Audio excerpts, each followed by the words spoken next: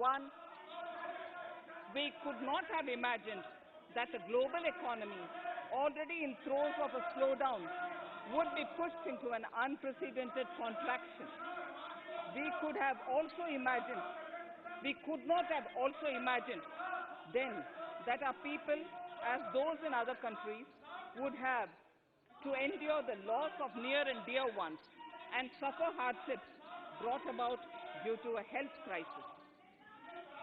The risk of not having a lockdown was far too high. Within 48 hours of declaring a 3-week-long complete lockdown, the Prime Minister announced the Pradhan Mantri Garib Kalyan Yojana, valued at 2.76 lakh crores, that provided free food grain to 800 million people, free cooking gas for 80 million families for months, and cash directly to over 400 million farmers, women, elderly, the poor, and the needy. Even as a large section of citizens stayed home, milk, vegetables, fruit suppliers, health and sanitary workers, truck drivers, railways and public transport workers, bank employees, electricity workers, annadatas, police, firemen and the armed forces all had to go about their work as normal, but with the additional anxiety of the virus hanging over them. We recognize this, and I think I speak on behalf of everybody in this august house when I express my heartfelt gratitude to these men and women for how they were able to carry out their work and duty to provide for the nation's basics over those crucial months. Speaker, sir, for public good, honorable members of parliament and members of legislative assemblies too offered their salaries. In May 2020, the government announced the Atmanirbhar Bharat package. To sustain the recovery further into the year, we also rolled out 2 more Atmanirbhar packages, 2 and 3. Total financial impact of all the Atmanirbhar Bharat packages, including measures taken by the RBI, was estimated to be about 27.1 lakh crores, which amounts to more than 13% of our GDP. As a government, we kept a watch on the situation and were proactive in our responses. The government, led by the Prime Minister, stretched its resources to deliver for most vulnerable sections of our society, the poorest of the poor, the Dalits, the tribals, the elderly, the migrant workers, and our children. The Pradhan Mantri Garib Kalyan Yojana, the 3 Atmanirbhar packages, and announcements made later were like 5 mini budgets in themselves. The Atmanirbhar packages accelerated our pace of structural reforms, redefinition of MSMEs, commercialization of the mining sector, agriculture and labor reforms, privatization of public sector undertakings, One Nation, One Ration Card, production-linked incentive schemes are some of the notable reforms carried out during this period. Faceless income tax assessment, DBT, and financial inclusion are the others. Today, India has 2 vaccines available and has begun medically safeguarding not only her own citizens against COVID-19, but also those of 100 or more countries. It is added comfort to know that 2 or more vaccines are also expected soon. Honorable Prime Minister launched the vaccination drive by crediting and thanking our scientists. We are ever grateful for the strength and rigor of their efforts. Having said that, we are all reminded time and again that our fight against COVID-19 continues into 2021. Now, just as it happened after the 2 world wars, there are signs that the political, economic, and strategic relations in the post-COVID world are changing. This moment in history is the dawn of a new era, one in which India is well poised to truly be the land of promise and hope. I borrow the words of Rabindranath Tagore: Faith is the bird that feels the light and sings when the dawn is still dark. Faith is the bird that feels the light and sings when the dawn is still dark. In this spirit, I can't help but recall the joy that we as cricket-loving nation felt after the Team India's recent spectacular success in Australia. It has reminded us of all the qualities that we as a people, particularly our youth, epitomize of having abundant promise and the unsuppressed thirst to perform and to succeed. Today, data shows that India now has one of the lowest death rate of 112 per million population and one of the lowest active cases of about 130 per million. This has laid the foundation to the revival we are seeing now in the economy. This budget will be the first of this new decade. This budget will also be a digital budget, and that has happened with all your support. So far, only 3 times has a budget followed a contraction in the economy. All such contractions earlier were as a result of situations typical to India. This time, the contraction in our economy is due to a global pandemic, just like in several other countries. Having said that, I want to confidently state that our government is fully prepared to support and facilitate the economy's reset. This budget provides every opportunity for our economy to raise and capture the pace that it needs for a sustainable growth. 2021 is the year of many important milestones for our history. I mention a few of these. It is the 75th year of independence, 60 years of Goa's accession to India, 50 years of the 1971 India-Pakistan War. It will be the year of the 8th census of independent India. It will also be India's turn at the BRICS presidency, the year for our Chandrayaan-3 mission, and the Haridwar Mahakumbh.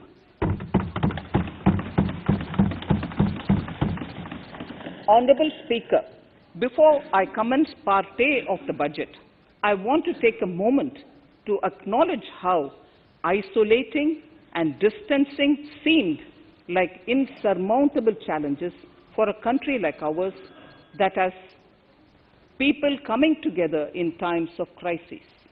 It hurts us in many ways. I bow my head in respect to every citizen for the endurance shown in facing what was an undeniably a tough year for all our physical and mental well-being. Part A. In Part A, I wish to lay a vision for Atmanirbhar Bharat. Atmanirbhar Bharat or Atmanirbharta is not a new idea. Ancient India was largely self-reliant and equally a business epicenter of the world. Atmanirbhar Bharat is an expression of the 130 crore Indians who have full confidence in their capabilities and skills. We are already part of international groupings such as the G20 and the BRICS, the Coalition for Disaster Resilient Infrastructure, and the International Solar Alliance are realities today due to India's efforts. The proposals in Part A will further strengthen the sankalp of nation first, doubling farmers' income, strong infrastructure, healthy India, good governance, opportunities for youth, education for all, women empowerment, and inclusive development, among others. Additionally, also on the path to fast implementation are the 13 promises we had made in the budget of 2015-16, which were to materialize during the Amrit Mahotsav of 2022 on the 75th year of our independence. They too resonate with the vision of Atmanirbharta. The budget proposals for 21-22 rest on 6 pillars: health and well-being, physical and financial capital and infrastructure, inclusive development for aspirational India, reinvigorating human capital, innovation and R&D, and a 6th, minimum government and maximum governance. I now move to talking about the first pillar, health and well-being. Even at the outset, I would like to say that the investment on health infrastructure in this budget has increased substantially. Progressively, as institutions absorb more, we shall commit more. Taking a holistic approach to health, we focus on strengthening 3 areas: preventive, curative, and well-being. Health systems. A new centrally sponsored scheme, PM Atmanirbhar Swasth Bharat Yojana, will be launched with an outlay of about 64,180 crores over 6 years. This will develop capacities of primary, secondary, and tertiary care health systems, strengthen existing national institutions, and create new institutions to cater to detection and cure of new and emerging diseases. This will be in addition to the National Health Mission. The main interventions under the scheme are support for over 17,000 rural and 11,000 urban health and wellness centers, setting up integrated public health labs in all districts, and 3,382 block public health units in 11 states, establishing critical care hospital blocks in 602 districts and 12 central institutions, strengthening of National Center for Disease Control, its 5 regional branches and 20 metropolitan health surveillance units, expansion of the integrated health information portal to all states and UTs to connect all public health labs, operationalization of 17 new public health units, and strengthening of 33 existing public health units at points of entry, that is, at 32 airports, 11 seaports, and 7 land crossings, setting up of 15 health emergency operation centers and 2 mobile hospitals, and setting up of a National Institution for One Health, a regional research platform for WHO, World Health Organization, Southeast Asia Region Office, 9 biosafety level 3 laboratories, and 4 regional national institutes for virology. Nutrition. To strengthen nutritional content, delivery, outreach, and outcome, we will merge the supplementary nutrition program and the Poshan Abhiyan and launch the Mission Poshan 2.0. We shall adopt an intensified strategy to improve nutritional outcomes across 112 aspirational districts. Universal coverage of water supply. The World Health Organization has repeatedly stressed the importance of clean water, sanitation, and clean environment as a prerequisite to achieving universal health. The Jal Jeevan Mission Urban will be launched. It aims at universal water supply in all 4,378 urban local bodies with 2.86 crores household tap connections, as well as liquid waste management in 500 Amrit cities. It will be implemented over 5 years with an outlay of 2,87,000 crores.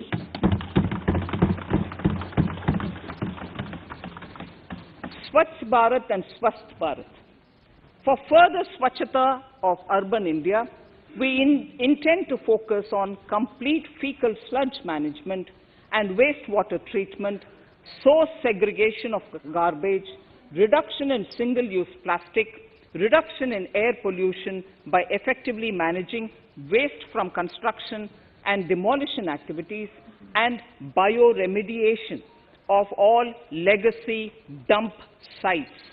The Urban Swachh Bharat Mission 2.0 will be implemented with a total financial allocation of 1,41,678 crores over a period of 5 years from 2021. Clean air. To tackle the burgeoning problem of air pollution, I propose to provide an amount of 2,217 crores of rupees for 42 urban centers with a million-plus population in this budget. Scrapping policy. We are separately announcing, Honorable Speaker, a voluntary vehicle scrapping policy to phase out old and unfit vehicles. This will help in encouraging fuel-efficient, environment-friendly vehicles, thereby reducing vehicular pollution and oil import bills. Vehicles would undergo fitness tests in automated fitness centers after 20 years in case of personal vehicles and after 15 years in case of commercial vehicles. Details of the scheme will be separately shared by the ministry. Vaccines. The pneumococcal vaccine, a made-in-India product, is presently limited to only 5 states. It will be rolled out across the country. This will avert more than 50,000 child deaths annually. Honorable Speaker, I have provided 35,000 crores of rupees for COVID-19 vaccine in this year 21-22. I am committed to provide further funds if required. So the budget outlay for health and well-being is 2,23,846 crores in this BE 21-22 as against the BE of only 94,452 crores, and it marks an increase of 137%. The details of the same are at Annexure 1 of the speech. Honorable Speaker, I now move to the second pillar, physical and financial capital and infrastructure. Atmanirbhar Bharat production-linked incentive schemes are things which I would like to place an emphasis. For a $5 trillion economy, our manufacturing sector has to grow in double digits on a sustained basis. Our manufacturing companies need to become an integral part of global supply chains, possess core competence and cutting-edge technology. To achieve all of the above, PLI schemes to create manufacturing global champions for an Atmanirbhar Bharat have been announced for 13 sectors. For this, the government has committed nearly 1.97 lakh crores over 5 years starting this financial year. This initiative will help bring scale and size in key sectors, create and nurture global champions, and provide jobs to our youth. Textiles. To enable the textile industry to become globally competitive, attract large investments, and boost employment generation, a scheme of Mega Investment Textiles Park will be launched in addition to the PLI schemes. This will create world-class infrastructure with plug-and-play facilities to create global champions in exports. 7 textile parks will be established over 3 years. Infrastructure. The National Infrastructure Pipeline, which I announced in December 2019, is the first of its kind. Whole of government exercise ever undertaken by Government of India. the NIP was launched with 6,835 projects. The project pipeline has now expanded to 7,400 projects. Around 217 projects worth rupees 1.10 lakh crores under some key infrastructure ministries have been completed. The NIP is a specific target which this government is committed to achieving over the coming years. It will require major increase in funding from both the government and the financial sector. In this budget, I propose to take concrete steps to do this in 3 ways. Firstly, by creating the institutional structures. Secondly, by a big thrust on monetizing assets. And thirdly, by enhancing the share of capital expenditure in central and state budgets. Infrastructure needs long-term debt financing. A professionally managed development financial institution is necessary to act as a provider, enabler, and catalyst for infrastructure financing. I shall introduce a bill to set up a development financial institution. I have provided a sum of 20,000 crore rupees to capitalize this institution. The ambition is to have a lending portfolio of at least 5 lakh crores for this DFI within 3 years' time.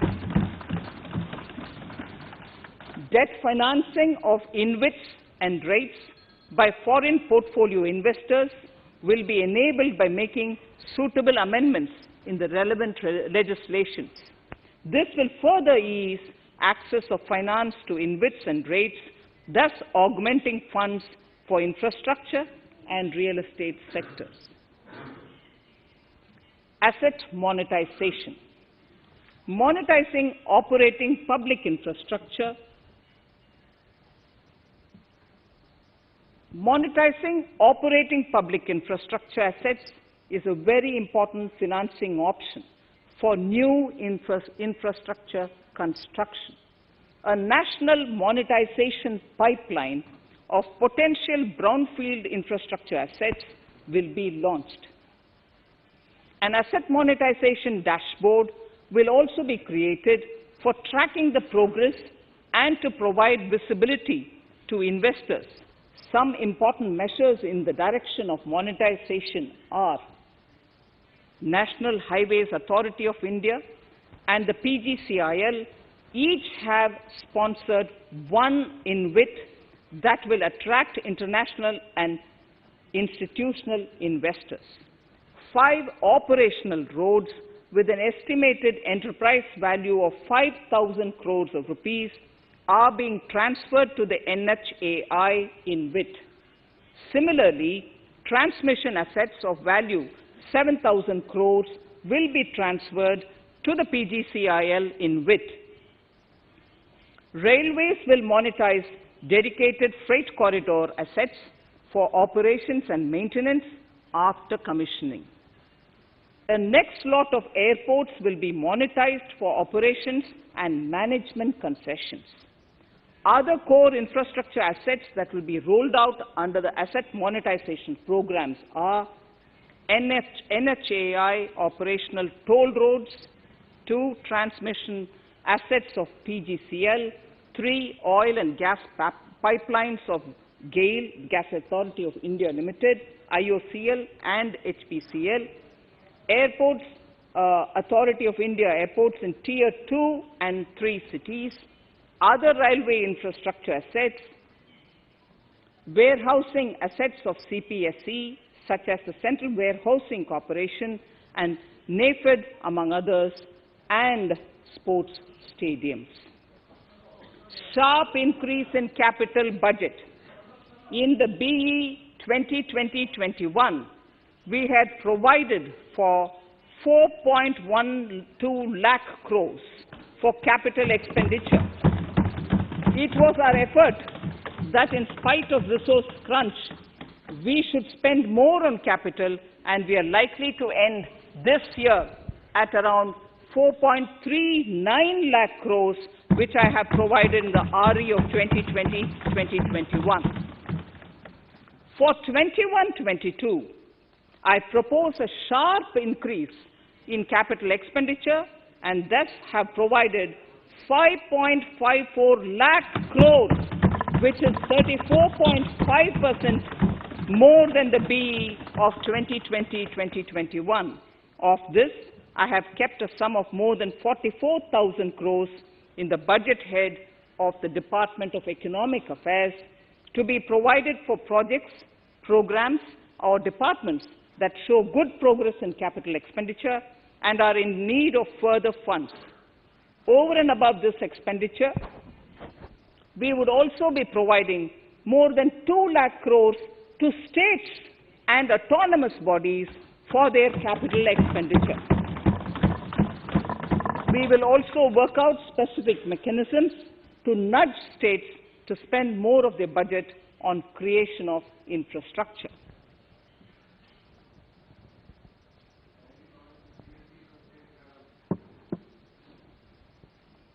Roads and highways infrastructure. More than 13,000 kilometer length of roads at a cost of 3.3 lakh crores has already been awarded under the 5.35 lakh crores Bharatmala Pariyojana project, of which 3,800 kilometers have been constructed. By March 2022, we would be awarding another 8,500 kilometers and complete an additional 11,000 kilometers of national highway corridors. To further augment road infrastructure, more economic corridors are also being planned. Some are 3,500 kilometers of national highway works in the state of Tamil Nadu at an investment of 1.03 lakh crores. These include Madurai-Kollam corridor, Chittoor-Tachur corridor, and construction will start next year. Second, 1,100 kilometers of national highway works in the state of Kerala at an investment of 65,000 crores, including 600 kilometer section of Mumbai-Kanyakumari corridor in Kerala. Third, 675 kilometers of highway works in the state of West Bengal at a cost of 25,000 crores, including upgradation of existing road Kolkata-Siliguri.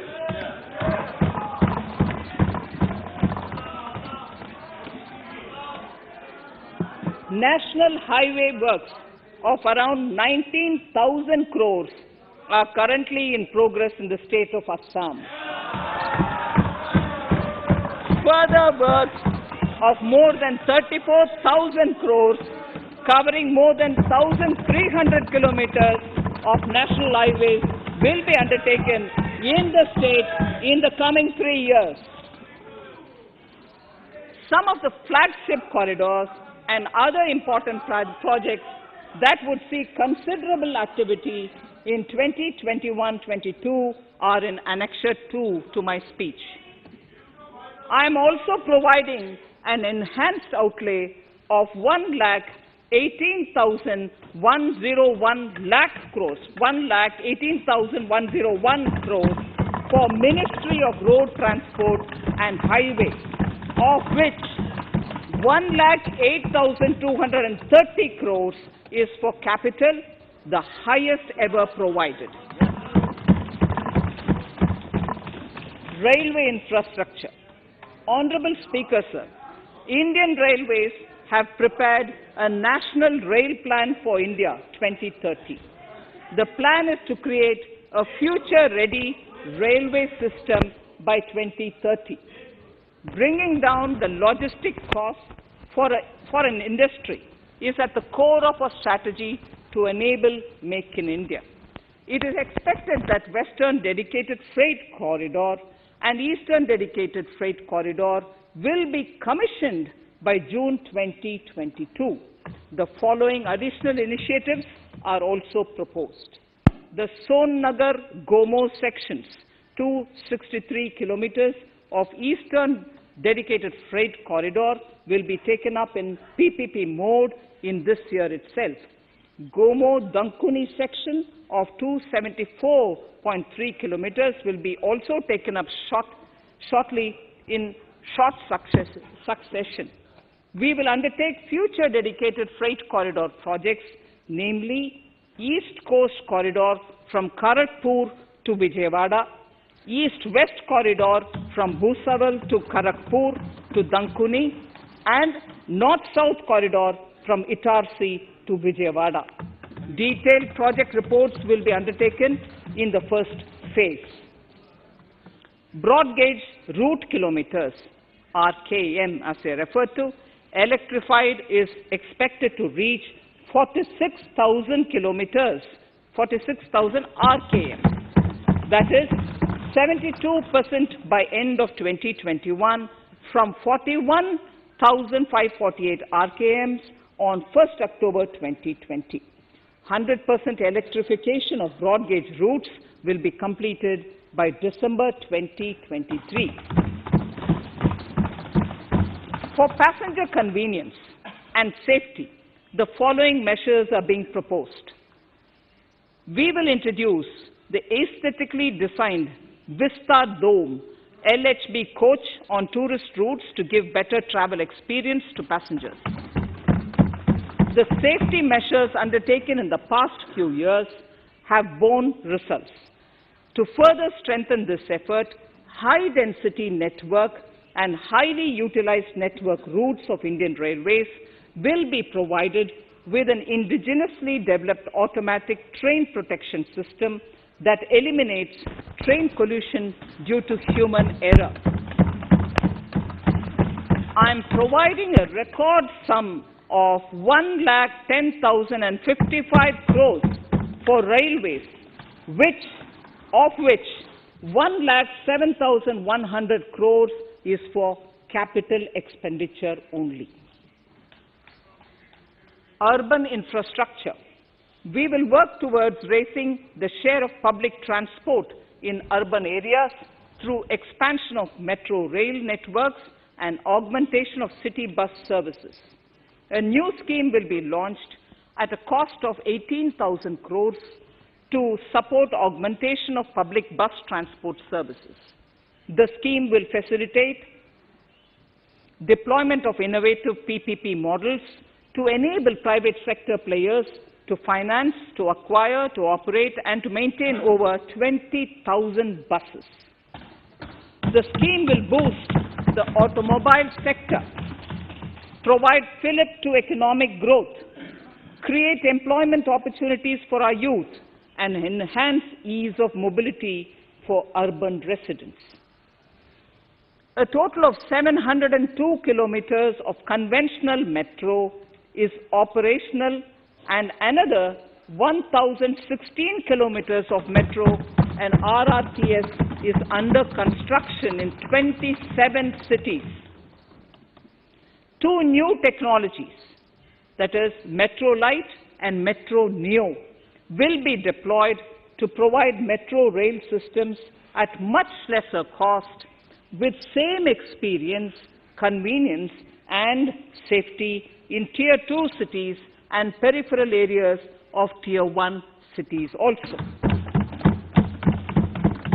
Central counterpart funding will be provided to Kochi Metro Railway Phase 2 of 11.5 kilometer at a cost of 1,957.05 crores. Chennai Metro Railway Phase 2 of 118.9 kilometers at a cost of 63,246 crores. Bengaluru Metro Railway Project Phase 2A and 2B of 58.19 kilometers at a cost of 14,788 crores. Nagpur Metro Rail Project Phase 2 and Nashik Metro at a cost of 5,976 crores and 2,092 crores respectively. Power infrastructure.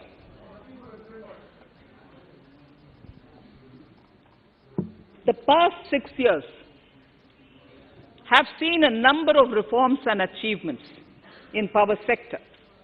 We have added 139 gigawatts of installed capacity, connected an additional 2.8 crore households, and added 1.41 lakh circuit kilometers of transmission lines.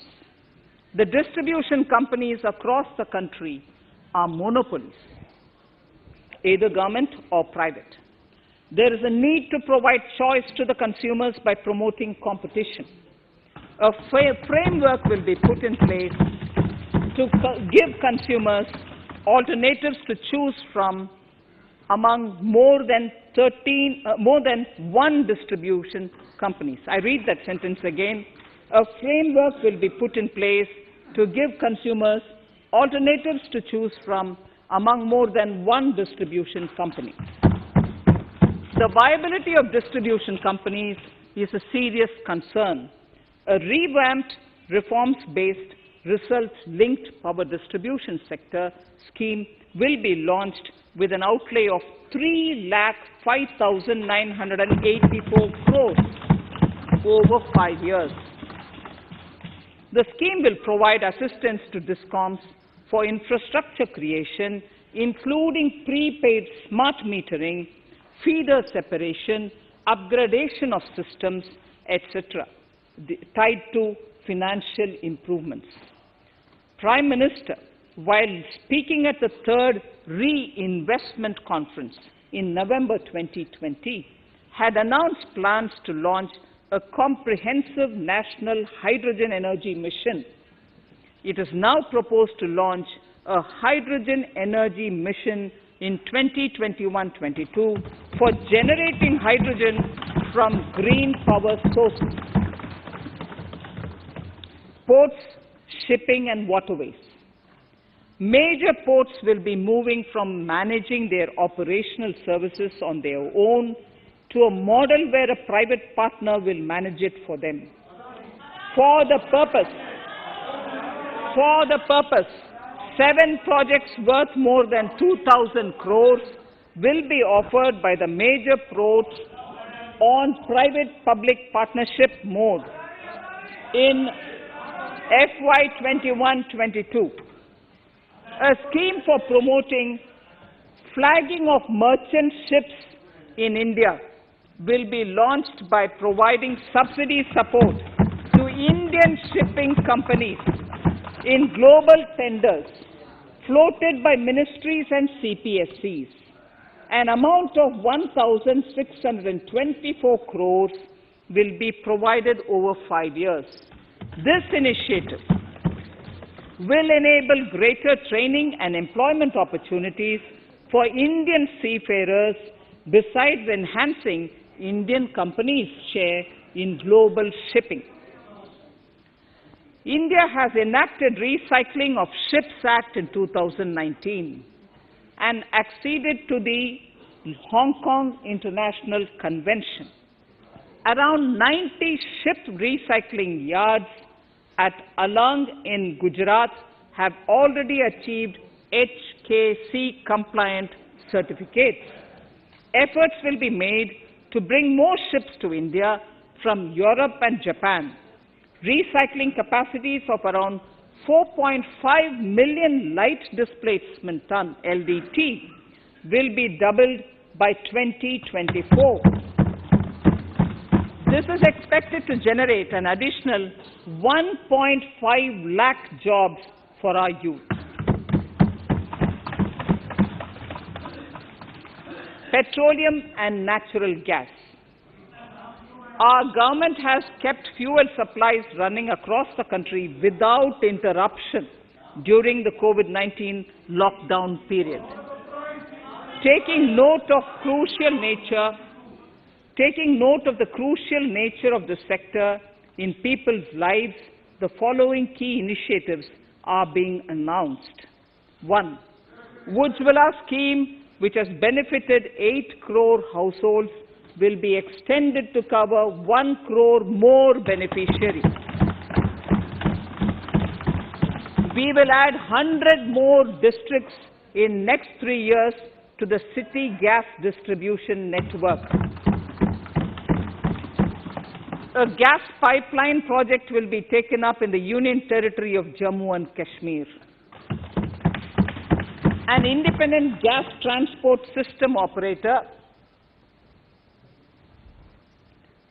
will be set up for facilitation and coordination of booking of common carrier capacity in all natural gas pipelines on a non-discriminatory open access basis.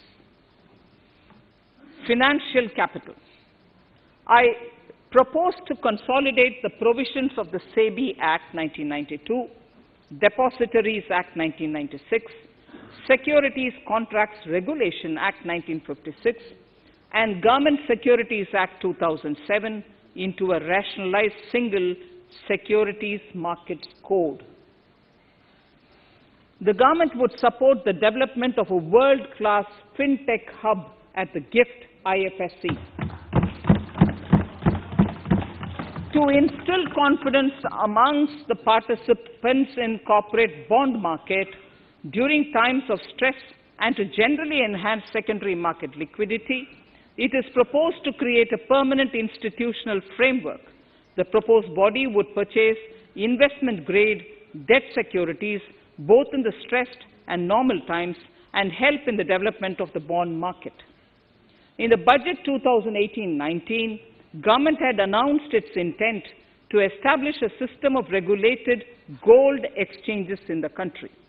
For the purpose, SEBI will be notified as the regulator, and Warehousing Development and Regulatory Authority will be strengthened to set up a commodity market ecosystem arrangement, including vaulting, assaying, logistics, etc., in addition to warehousing.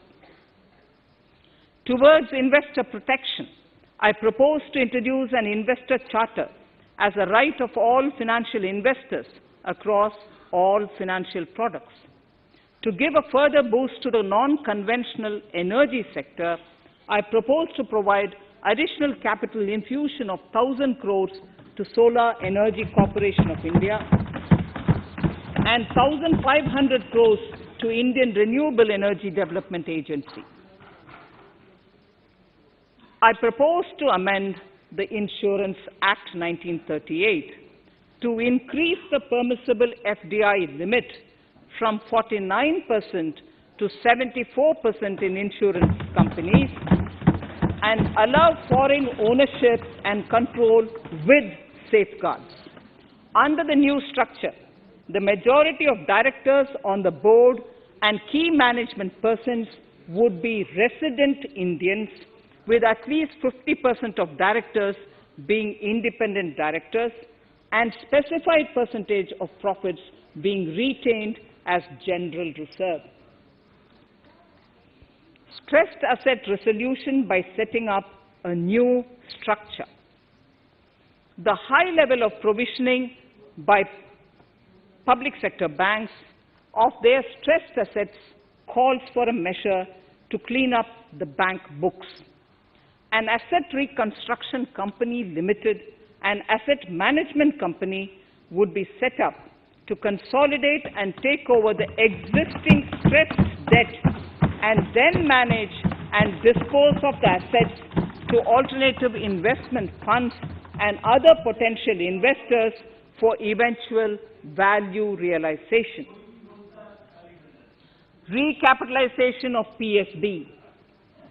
To further consolidate the financial capital capacity of PSBs, further recapitalization of 20,000 crores is proposed in 21-22. Deposit insurance. Last year, government had approved an increase in the deposit insurance cover from 1 lakh rupees to 5 lakhs for bank customers. I shall be moving amendments to DICGC Act 1961 in this session itself to streamline the provision so that if a bank is temporarily unable to fulfill its obligations, the depositors of such bank can get easy and time-bound access to their deposits to the extent of the deposit insurance cover. This would help depositors of banks that are currently under stress. To improve credit discipline, while continuing to protect the interest of small borrowers, for NBFCs with minimum asset size of 100 crores, the minimum loan size eligible for debt recovery under the Securitization and Reconstruction of Financial Assets and Enforcement of Security Interests, SARFAESI Act 2002, it is proposed to be reduced from the existing level of 50 lakhs to 20 lakhs. Company matters. The decriminalization of the procedural and technical compoundable offences under Companies Act 2013 is now complete. I now propose to take up decriminalization of the Limited Liability Partnerships Act 2008. Honourable Speaker, I propose to revise the definition under the Companies Act 2013 for small companies by increasing the threshold for paid-up capital from not exceeding 50 lakh to not exceeding 2 crores and turnover from not exceeding 2 crores to not exceeding 20 crores. This will benefit more than 2 lakh companies in easing their compliance requirements.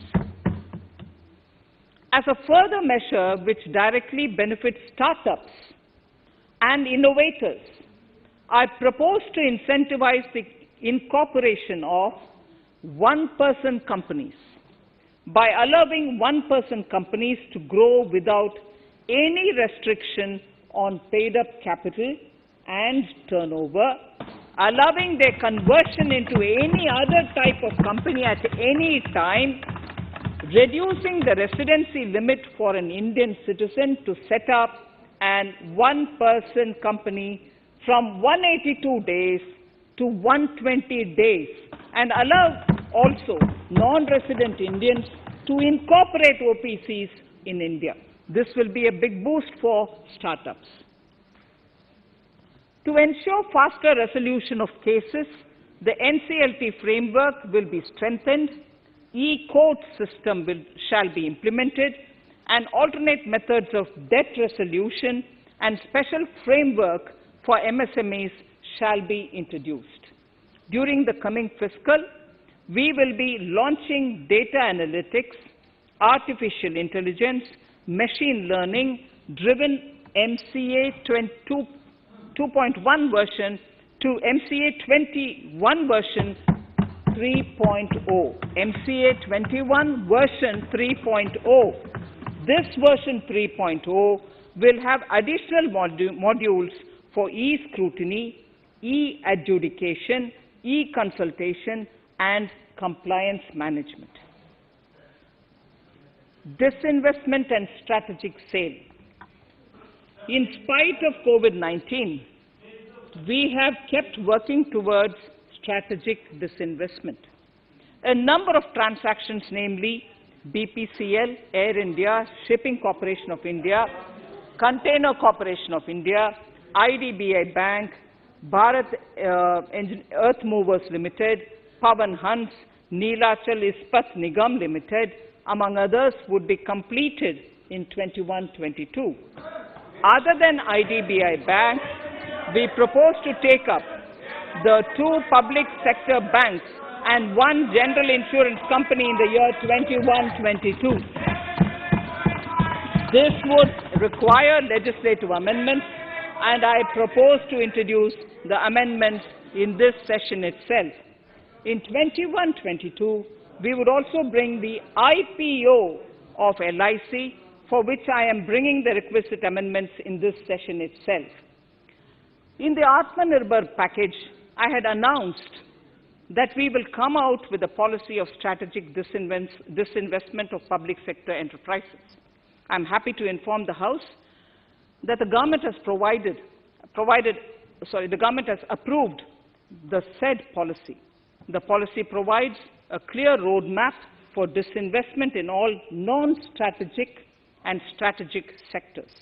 We have kept 4 areas that are strategic, where bare minimum CPSEs will be maintained and rest privatized. In the remaining sectors of all CPSEs will be privatized. The main highlights of the policy are mentioned in Annexure 3. To fast forward the disinvestment policy, I'm asking NITI to work out on the next list of center public sector companies that would be taken up for strategic disinvestment. To similarly incentivize states to take to disinvestment of their public sector companies, we will work out an incentive package of central funds to states. Idle assets will not contribute to Atmanirbhar Bharat. The non-core assets largely consist of surplus land with government ministries and departments and public sector enterprises. Monetizing of land can either be by way of direct sale or concession, or by similar means. This requires special abilities, and for this purpose, I propose to use a special purpose vehicle in the form of a company that would carry out this activity.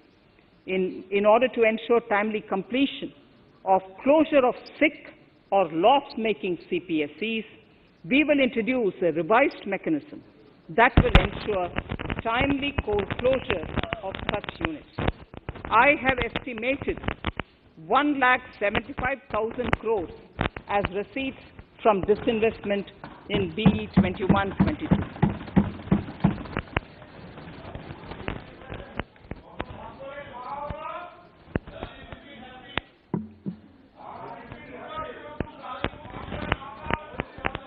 Government financial reforms. Under the Treasury Single Account, the TSA system, autonomous bodies directly draw funds from the government's account at the time of actual expenditure, saving interest costs. We will extend the TSA system for universal application from 21-22. On the recommendation of the 15th Finance Commission, we have undertaken a detailed exercise to rationalize and bring down the number of centrally sponsored schemes. This will enable consolidation of outlays for better impact. The government is committed to the development of multi-state cooperatives and will provide all support to them. To further streamline the ease of doing business for cooperatives, I propose to set up a separate administrative structure for them.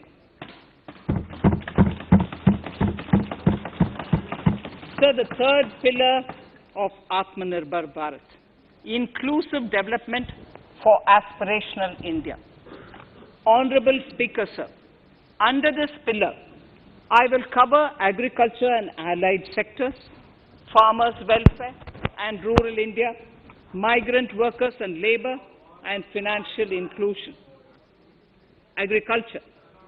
Our government is committed to the welfare of farmers.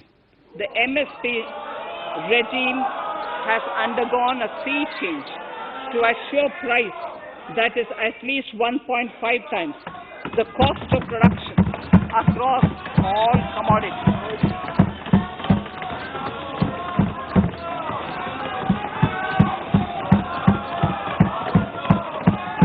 The procurement has also continued to increase at a steady pace.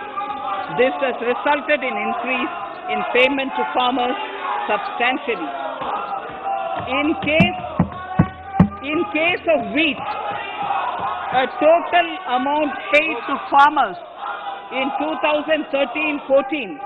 Honorable Speaker, sir, the data that I give now is important for all honorable members to kindly hear. In case of wheat, the total amount paid to farmers in 2013-14 was 33,874 crores. In 2019-20, it was 62,802 crores.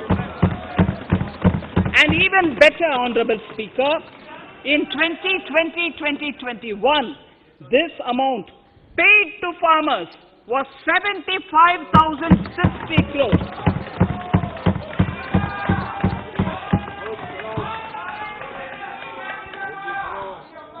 Honorable Speaker, again an important fact, the number of wheat growing farmers that were benefited increased in 2020-21 to 43.36 lakhs compared to 35.57 lakhs in 2019-20. That much of an increase within 1 year. For paddy, again an important data. For paddy, the amount paid in 2013-14 was 63,928 crores. In 2019-20, this increased to 1,41,930 crores. Even better, in 2020-2021,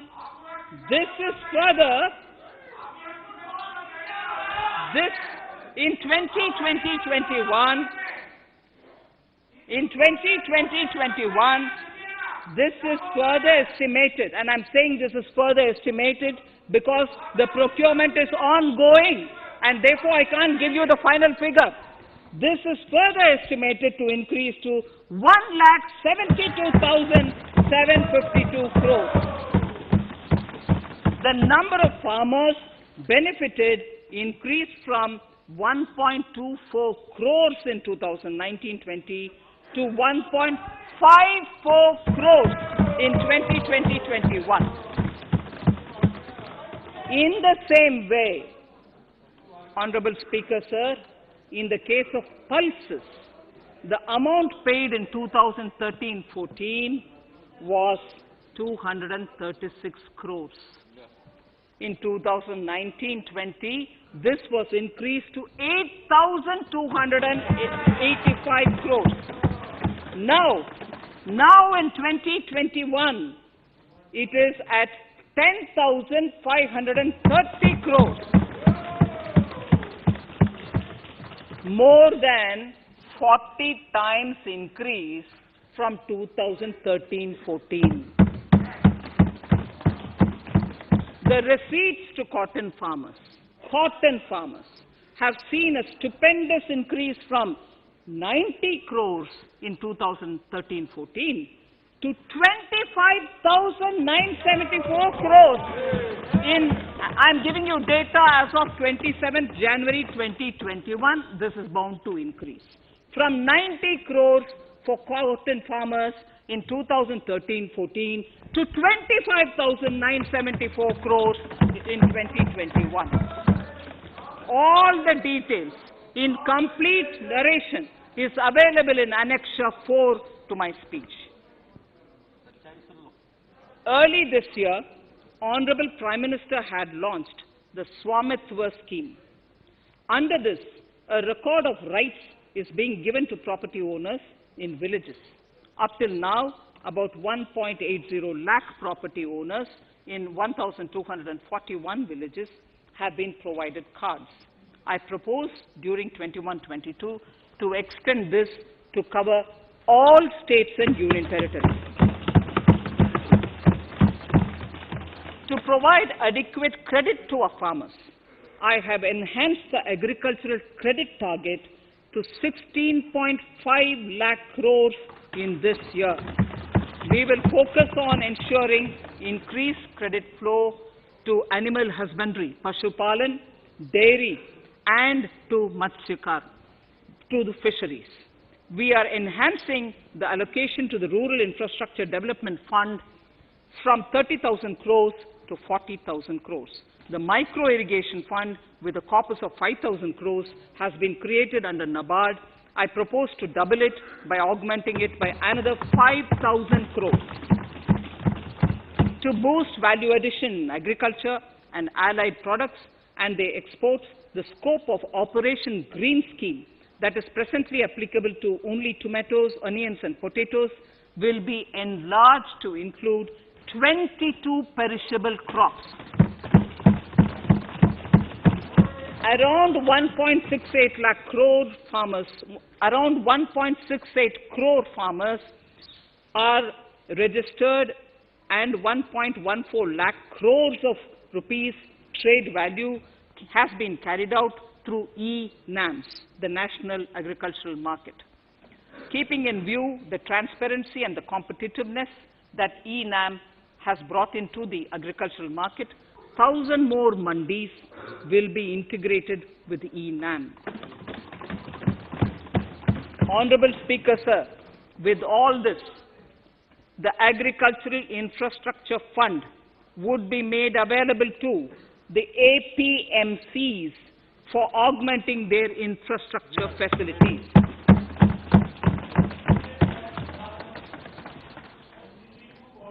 Fisheries. I am proposing substantial investments in the development of modern fishing harbors and fish landing centers. To start with, 5 major fishing harbors, Kochi, Chennai, Visakhapatnam, Paradip, and Petua Ghat, will be developed as hubs for economic activity. We will also develop inland fishing harbors and fish landing centers along the banks of rivers and waterways. Seaweed farming is an emerging sector with potential to transform the lives of coastal communities. It will provide large-scale employment and additional incomes. To promote seaweed farming and cultivation, I propose a multi-purpose seaweed park to be established in Tamil Nadu.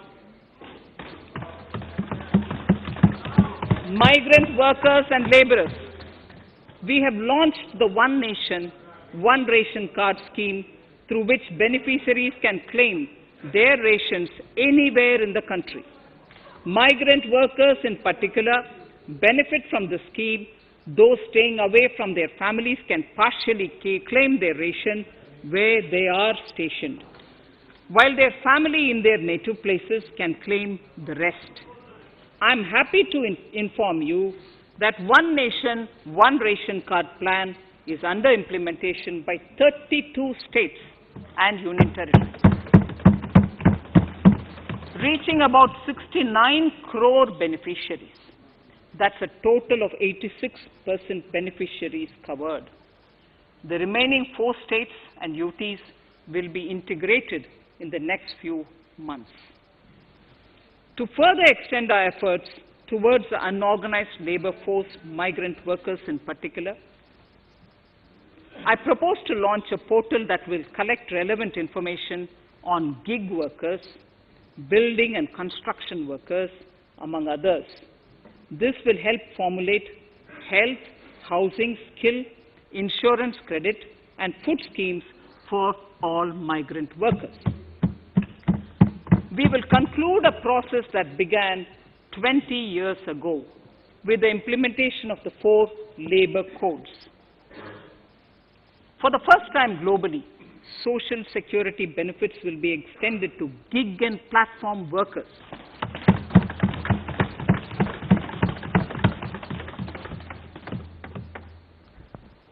Minimum wages will apply to all categories of workers, and they will all be covered by the Employees State Insurance Corporation. Women will be allowed to work in all categories and also in the night shifts with adequate protection. At the same time, compliance burden on employers will be reduced with a single registration and licensing and online returns. financial inclusion to further facilitate credit flow under the scheme of Stand Up India for the scheduled castes and scheduled tribes and also women. I propose to reduce the margin money requirement from 25% to 15% only, and to also include loans for activities in allied sectors, in allied activities in agriculture. We have taken a number of steps to support the MSME sector. In this budget, I have provided 15,700 crores to this sector, more than double of the last year's B. Honorable Speaker, sir, I now go to the fourth pillar, reinvigorating human capital. The national education policy announced recently has had good reception. In school education, more than 15,000 schools will be qualitatively strengthened to include all components of the national education policy. They shall emerge as exemplar schools in their regions, hand-holding and mentoring other schools to achieve the ideals of policy. 100 new Sainik schools will be set up in partnership with NGOs, private schools and states. Higher education. In Budget 2019-20, I had mentioned about the setting up of a higher education commission in India.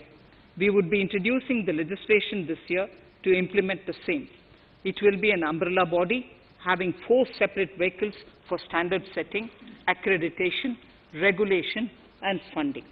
Many of our cities have various institutions, universities, and colleges supported by the Government of India. Hyderabad, for example, has about 40 major institutions. In 9 such cities, we will create a formal umbrella structure so that these institutions can have better synergy while also retaining their internal autonomy. A glue grant will be set aside for this purpose. For accessible higher education in Ladakh, I propose to set up a central university in Leh.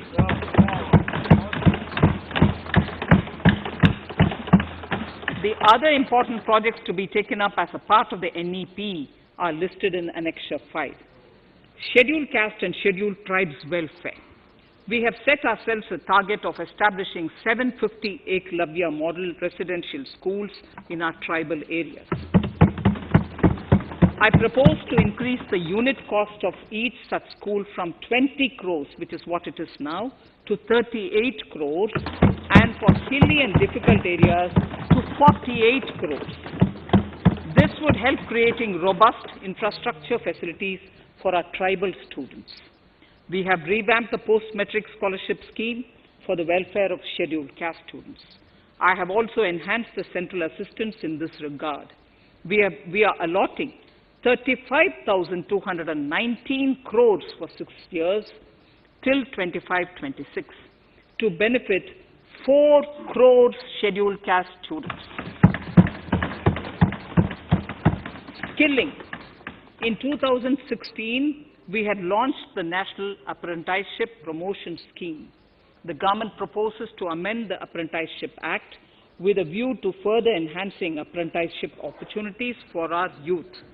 We will realign the existing scheme of National Apprenticeship Training Scheme for providing post-education apprenticeship, training of graduates and diploma holders in engineering. Over 3,000 crores will be provided for this purpose. An initiative is underway, Honorable Speaker, in partnership with the United Arab Emirates to benchmark skill qualifications, assessment and certification, accompanied by the deployment of certified workforce. We also have a collaborative training, inter-training program between India and Japan to facilitate transfer of Japanese industrial and vocational skills, techniques and knowledge. We will take forward this initiative with many more countries also.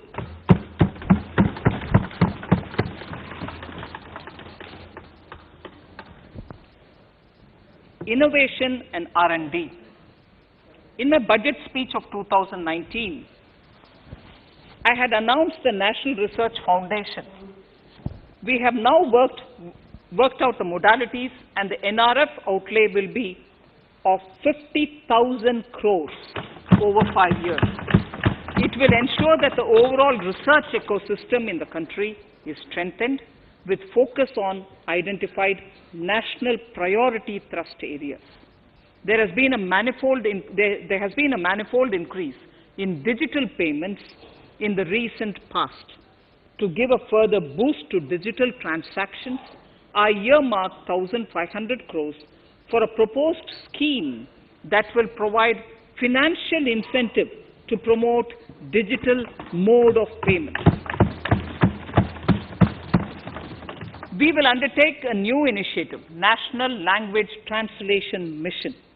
This will enable the wealth of governance and policy-related knowledge on the internet being made available in major Indian languages.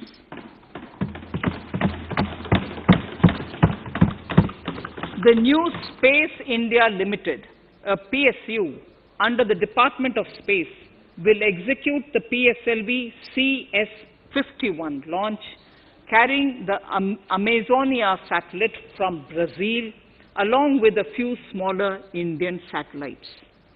As part of the Gaganyaan mission activities, 4 Indian astronauts are being trained on generic spaceflight aspects in Russia. The first unmanned launch is slated for December 2021. Our oceans are a storehouse of living and non-living resources. To better understand this realm, we will launch a deep ocean mission with a budget outlay of more than 4,000 crores over 5 years. This mission will cover deep ocean survey exploration and projects for the conservation of deep sea biodiversity. I come to the 6th pillar, Honorable Speaker, minimum government, maximum governance. Honorable Speaker, sir, this is the last of the 6 pillars. This will outline plans for reforms in one of our core principles of minimum government, maximum governance. We have taken a number of steps to bring reforms in tribunals in the last few years for speedy delivery of justice. Continuing with the reforms process, I now propose to take further measures to rationalize the functioning of tribunals. We have introduced the National Commission for Allied Healthcare Professionals Bill in Parliament. National Commission for Allied Healthcare Professionals Bill in the Parliament, with a view to ensure transparent and efficient regulation of 56 allied healthcare professionals. Additionally, to bring about transparency, efficiency, and governance reforms in the nursing profession, the National Nursing and Midwifery Commission Bill will be introduced by the government for passing. To have ease of doing business for those who deal with government or CPSEs and carry out contracts, I propose to set up a conciliation mechanism and mandate its use for quick resolution of contractual disputes. This will instill confidence in private investors and contractors. Honorable Speaker, sir, the forthcoming census could be the first digital census in the history of India.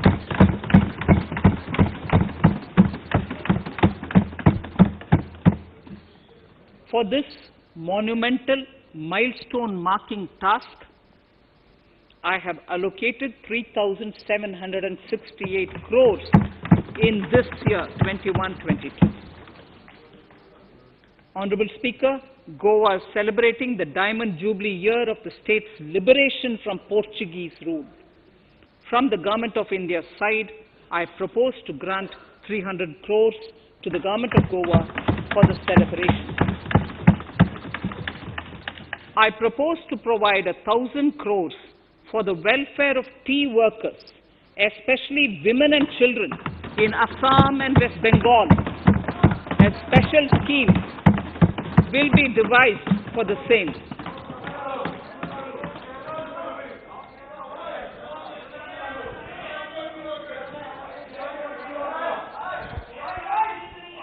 Fiscal position. Fiscal position. In these last few paragraphs of part A of my speech, I draw the attention of this august House to the fact that at the beginning of the current financial year, the pandemic's impact on the economy resulted in a weak revenue inflow. This was combined with high expenditure to provide essential relief to vulnerable sections of the society, especially the poor, the women, scheduled castes, and scheduled tribes. Unlike many other countries, we opted for a series of medium-sized packages during the pandemic so that we could calibrate and target our response according to the evolving situation. Once the health situation stabilized and the lockdown was being slowly lifted, we switched to ramping up government spending so as to revive domestic demand. As a result,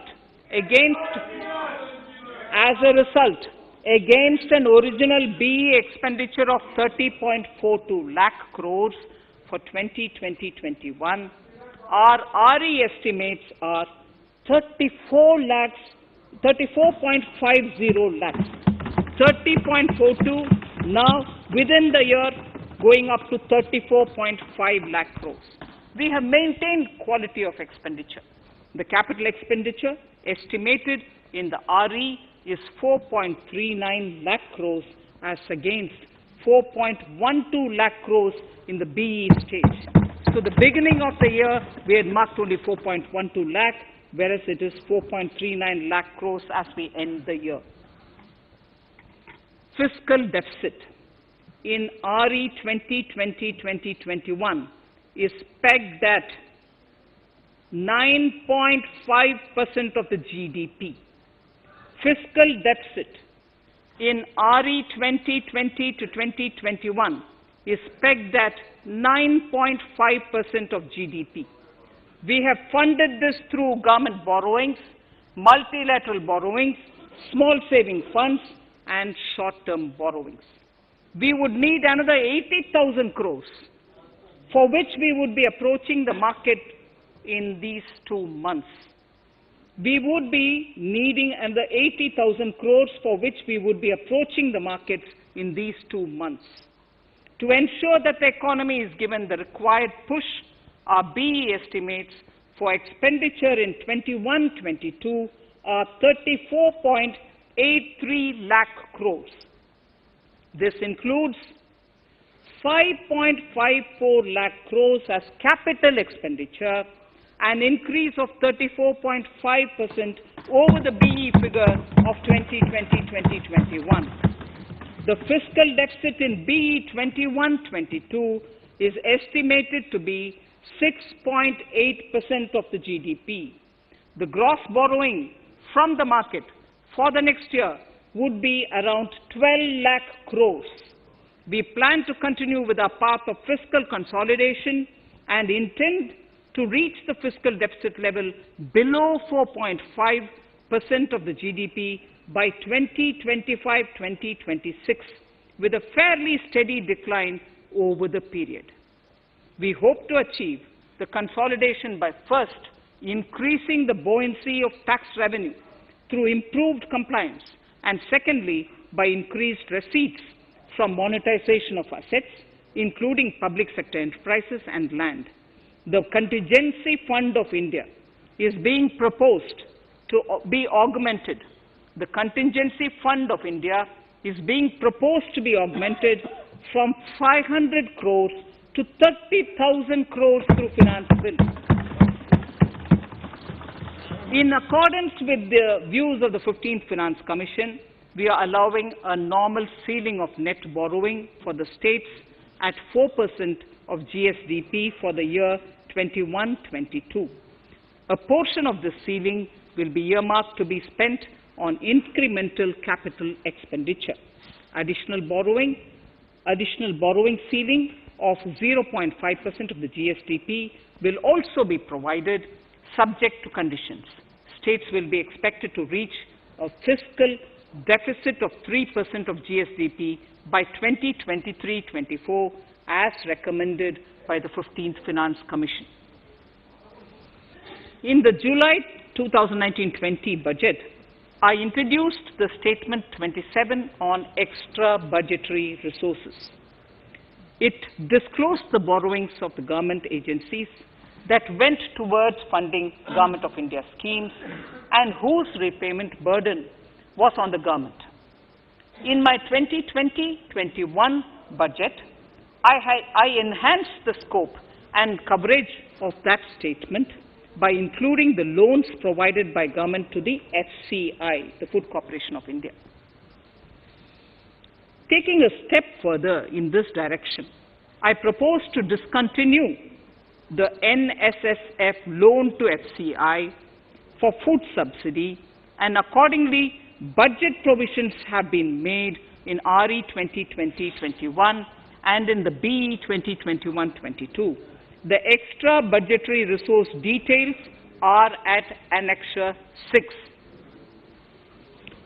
We know that the FRBM Act mandates fiscal deficit of 3% of GDP to be achieved by 31st March 2020-2021.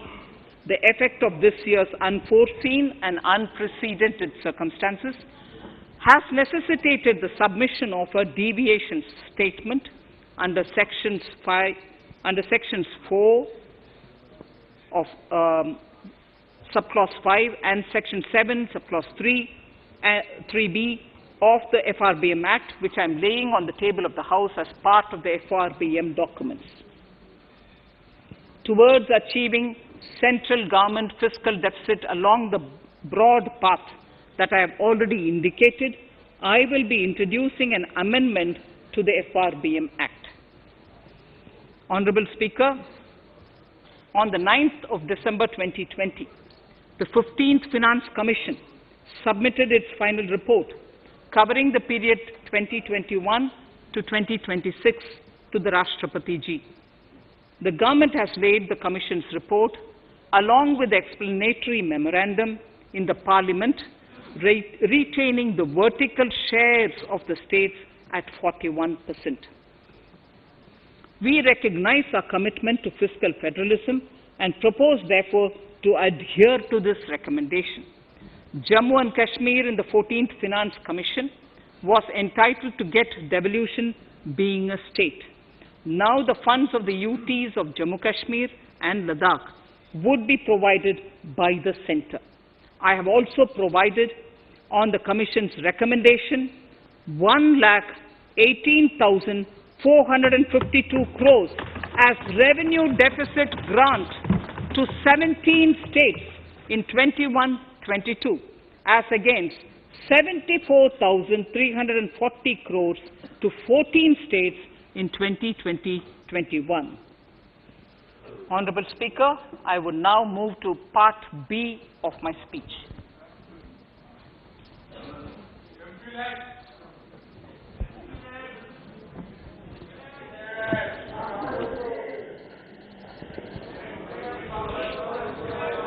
Honorable Speaker, the world is facing a serious challenge of the pandemic and its aftershock.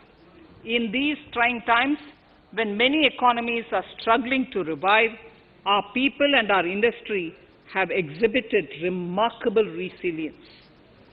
As I mentioned already, post-pandemic, a new world order seems to be emerging, one in which Asia is poised to occupy a prominent position, and India will have a leading role therein.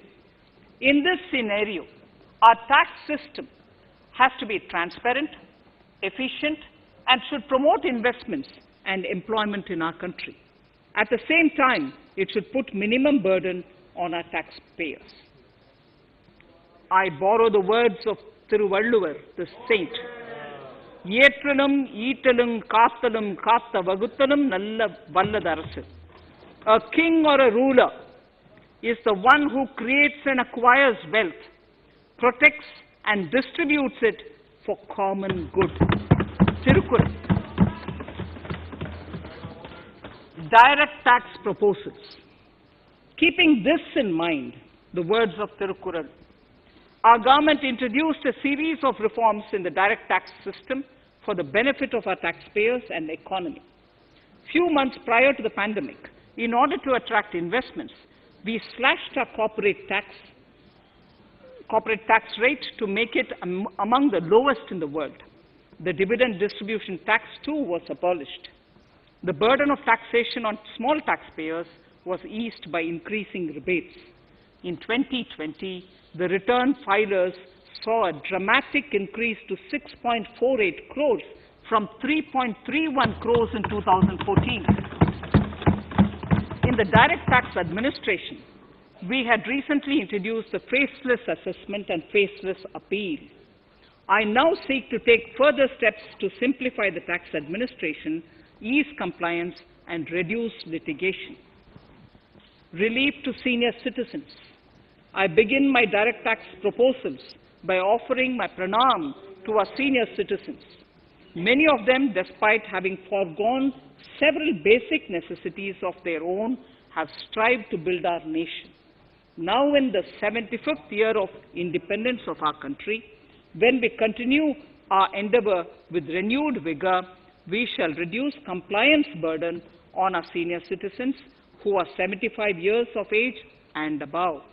For senior citizens who only have pension and interest income, I propose exemption from filing their income tax returns.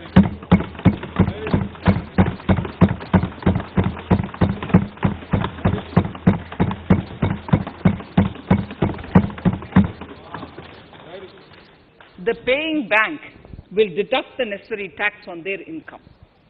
Reduction in time for income tax proceedings. This is a very key announcement if you ask me. Honorable Speaker, presently an assessment can be reopened up to 6 years and in serious tax fraud cases for up to 10 years. As a result, taxpayers have to remain under uncertainty for a very long time. I therefore propose to reduce this time limit for reopening of assessments to 3 years from the present 6 years.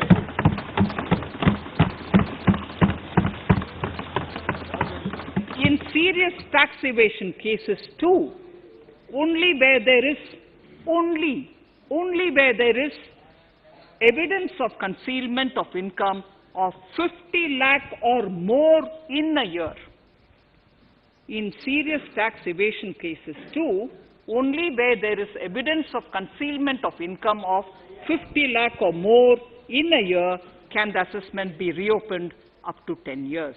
Even this reopening can be done only after the approval of the Principal Chief Commissioner, the highest level of Income Tax Department.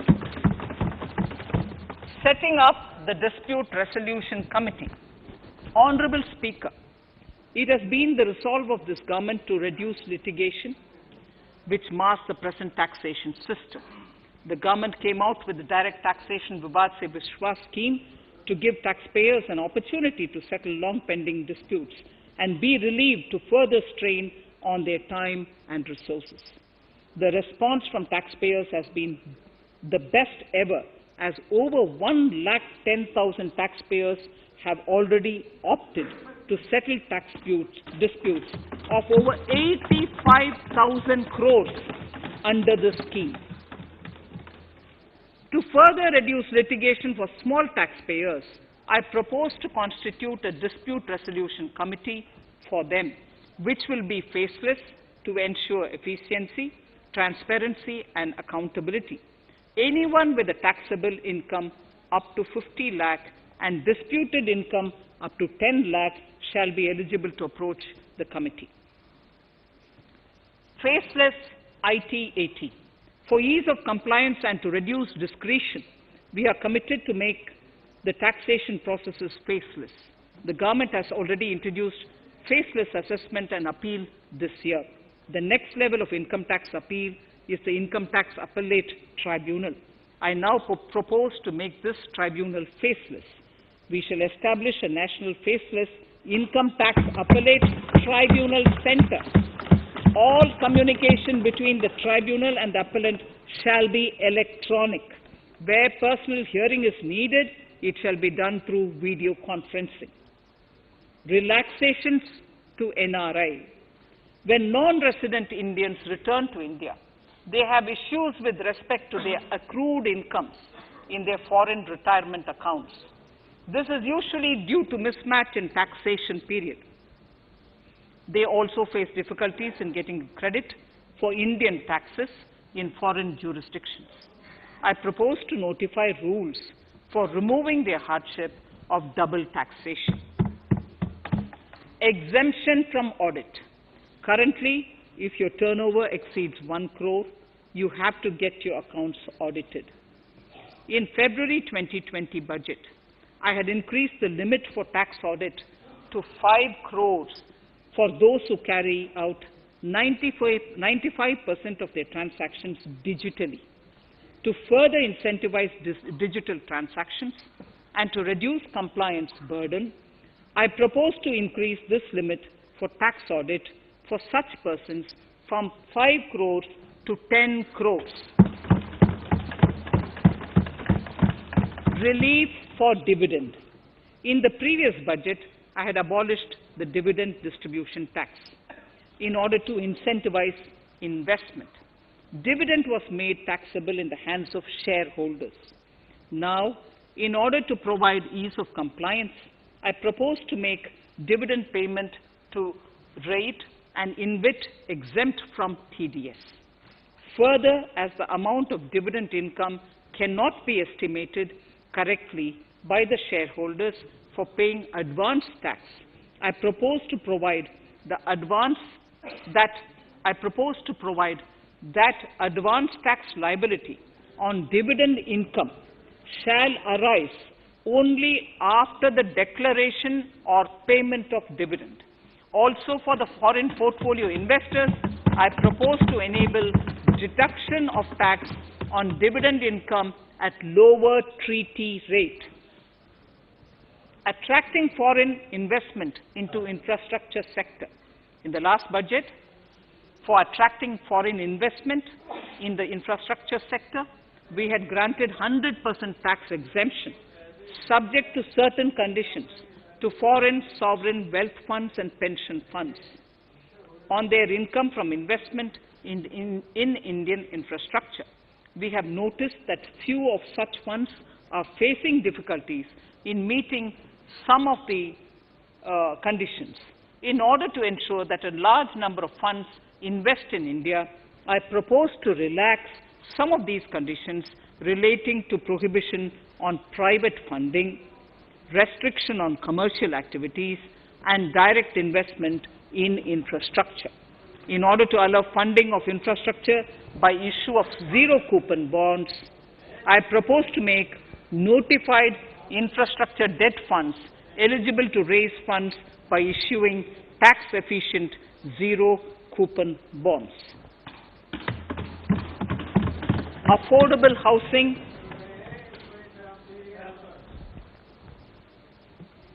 Affordable housing and rental housing. This government sees housing for all and affordable housing as priority areas. In July 2019 budget, I provided an additional deduction of interest amounting to 1.5 lakh for loan taken to purchase an affordable house. I propose to extend the eligibility of this condition by 1 more year to 31st March 2022.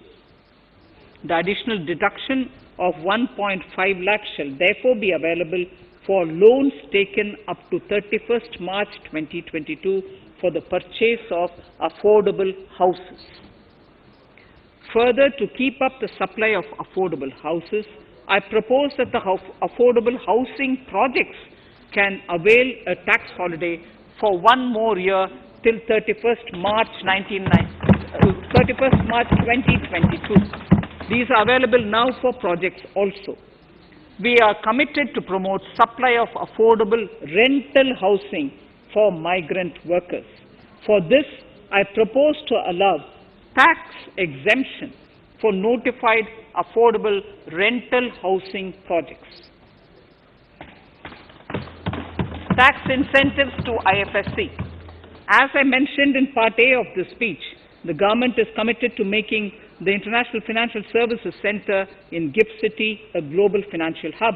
In addition to the tax incentives already provided, I propose to include, among others, tax holiday for capital gains for aircraft leasing companies, tax exemption for aircraft lease rentals paid to foreign lessors, tax incentive for relocating foreign funds in the IFSC, and to allow tax exemption to the investment division of foreign banks located in the IFSC.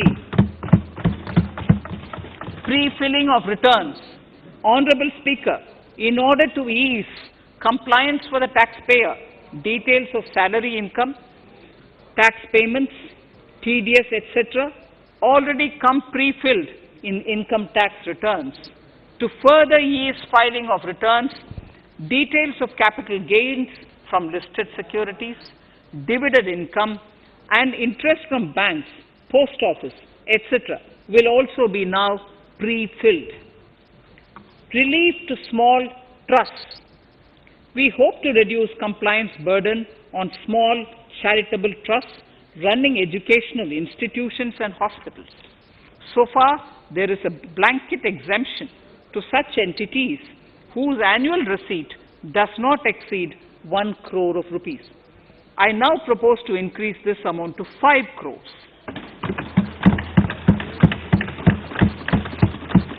Labor welfare. We have noticed that some employers deduct the contribution of employees toward provident funds, superannuation funds, and other social security funds, but do not deposit these contributions within the specified time. For these employees, this means a loss of interest or income. In cases where an employer later becomes financially unviable, non-deposit results in a permanent loss for the employees. In order to ensure that employees' contributions are deposited on time, I reiterate that the late deposit of employees' contribution by the employer will not be allowed as deduction to the employer.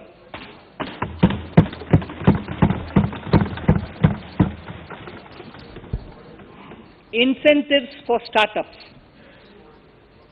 In order to incentivize startups in the country, I propose to extend the eligibility for claiming tax holiday for startups by 1 more year, till 31st March 2022. Further, in order to incentivize funding for the startups, I propose to extend the capital gains exemption for investment in startups by 1 more year, till 31st March 2022. Sir, I now come to indirect tax proposals. GST. Before I come to my indirect tax proposals, I would like to appraise the House on GST. The GST is now 4 years old, and we have taken several measures to further simplify it. Some of the measures include nil return through SMS, quarterly return and monthly payment for small taxpayers, electronic invoice system, validated input tax statements, pre-filled editable GST return, and staggering of returns filing. The capacity of GST and system has also been enhanced. We have also deployed deep analytics and artificial intelligence to identify tax evaders and fake billers and launched special drives against them. The results speak for themselves. We have made record collections in the last few months. The GST Council has painstakingly thrashed out thorny issues. As chairperson to the Council, I want to assure this House that we shall take every possible measure to smoothen the GST further and to remove anomalies such as inverted duty structure. Custom duty rationalization. Our custom duty policy should have the twin objective of promoting domestic manufacturing and helping India get on to global value chain and export better. The thrust now has to be on easy access to raw materials and exports of value-added products. Towards this, last year, we started overhauling the customs duty structure, eliminating 80 outdated exemptions. I also thank everyone who responded overwhelmingly to a crowdsourcing call for suggestions on this revamp. I now propose to review more than 400 old exemptions this year.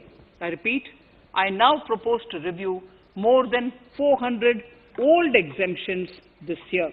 We will conduct this through extensive consultations, and from 1st October 2021, we will put in place a revised customs duty structure free of distortions.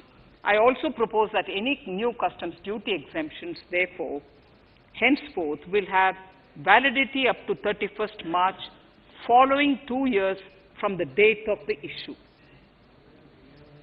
Electronic and mobile phone industry. Domestic electronic manufacturing has grown rapidly. We are now exporting items like mobiles and chargers. For greater domestic value addition, we are withdrawing a few exemptions on part of chargers and sub-parts of mobiles. Further, some parts of mobiles will move from nil rate to a moderate 2.5%. Iron and steel.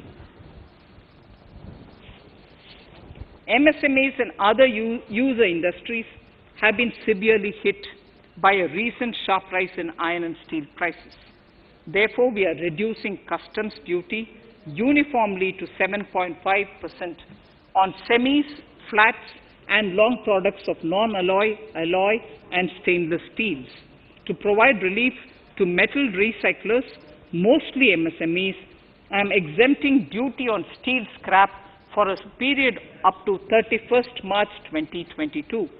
Further, I am also revoking ADD and CVD on certain steel products. Also, to provide relief to copper recyclers, I am reducing duty on copper scrap from 5% to 2.5%. Textiles. The textile sector generates employment and contributes significantly to the economy. There is a need to rationalize duties on raw material inputs to man-made textiles. We are now bringing nylon chain on par with polyester and other man-made fibers. We are uniformly reducing the BCD rates on caprolactam, nylon chips, nylon fiber, and yarn to 5%. This will help the textile industry, MSMEs, and also overall exports. Chemicals. We have calibrated customs duty rates on chemicals to encourage domestic value addition and to remove inversions. Apart from other items, we are reducing customs duty on naphtha to 2.5% to correct inversion. Gold and silver presently attract a basic customs duty of 12.5%. Since the duty was raised from 10% in July 19, prices of precious metals have risen sharply. To bring it closer to previous levels, we are rationalizing customs duty on gold and silver. Renewable energy. In Part A, we have already acknowledged that solar energy has huge promise for India. To build up domestic capacity, we will notify a phased manufacturing plan for solar cells and solar panels. At present, to encourage domestic production, we are raising duty on solar inverters from 5% to 20% and on solar lanterns from 5% to 15%. Capital equipment and auto parts. There is immense potential in manufacturing heavy capital equipment domestically. We will comprehensively review the rate structure in due course. However, We are revising duty rates on certain items immediately. We propose to withdraw exemptions on tunnel boring machine. It will attract a customs duty of 7.5% and its parts a duty of 2.5%. We are raising customs duty on certain auto parts to 15% to bring them on par with general rate on auto parts. MSME products. We are proposing certain changes to benefit MSMEs. We are increasing duty from 10 to 15% on steel screws and plastic builder wares. On prawn feed, we increase it from 5 to 15%. We are rationalizing exemption on import of duty-free items as an incentive to exporters of garments, leather and handicraft items. Almost all of these items are made domestically by our MSMEs. We are withdrawing exemption on imports of certain kinds of leathers as they are domestically produced in good quantity and quality, mostly by MSMEs. We are also raising customs duty on finished synthetic gemstones to encourage domestic processing. Agriculture products to benefit farmers. We are raising customs duty on cotton from nil to 10%, on raw silk and silk yarn from 10 to 15%. We are also withdrawing end-use based concession on denatured ethyl alcohol. Currently, rates are being uniformly calibrated to 15% on items like maize, bran, rice bran, oil cake, and animal feed additives. There is an immediate need to improve agricultural infrastructure so that we produce more while also conserving and processing agricultural output efficiently. This will ensure enhanced remuneration for our farmers. To earmark resources for this purpose, I propose an agricultural infrastructure and development cess on a small number of items. However, while applying this cess, we have taken care not to put additional burden on consumers on most items. Rationalization of procedures and easing of compliance. For their judicious application, we propose certain changes in the provisioning related to ADD, anti-dumping duty, and CVD, countervailing duty levies. To complete customs investigation, we are prescribing definite timelines.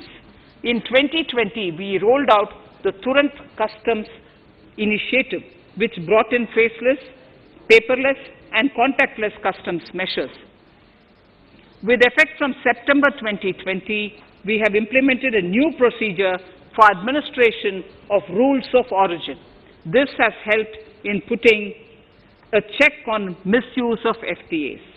The specific details of direct and indirect tax changes proposed are listed in the annexure to my speech. Honorable Speaker, sir, with these words, I commend the budget to this august House. Thank you.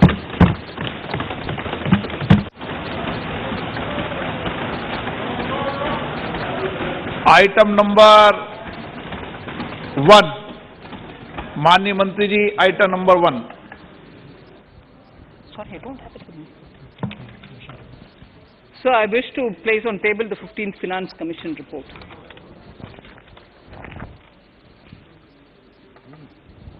Item number 3, माननीय मंत्री जी।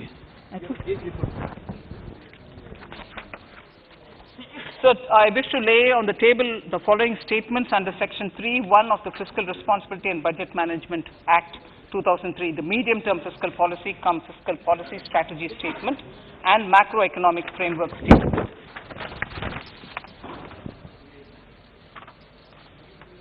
Item number 4.